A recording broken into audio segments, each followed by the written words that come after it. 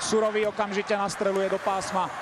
Podľa teoretických predpokladov nám americký herný štýl môže vyhovovať a vyhovuje hneď gól Branka Radivojeviča po 15 sekundách. Chyba Bishopa a otvárame skóre v tomto zápase. Štart ako hrom, aký sme si nepredstavovali, ale berieme ho. Šatan popri mantineli posúva na Martina Barteka. Jeho strela končí v bránke. 2-0. Fantázia v Hartwall Arene. Prvý šampionátový gól pre Martina Barteka a Ben Bishop je totálne zneistený. Čo sa to vlastne deje? Kukumberg. Záborský v príležitosti prihráva vydarený gól! Presilovkový gól na 3-0. Chlapci, paráda.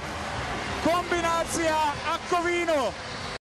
Znovu v poslednej minúte tretiny veľký americký tlak, tak ako to bolo pred prvou prestávkou. Je to tu aj pred druhou. Kristo môže páliť. A je to gól v našej sieti. 1-3. Danny Kristo dostal až príliš veľa priestoru a prepálil Rastia Staňu.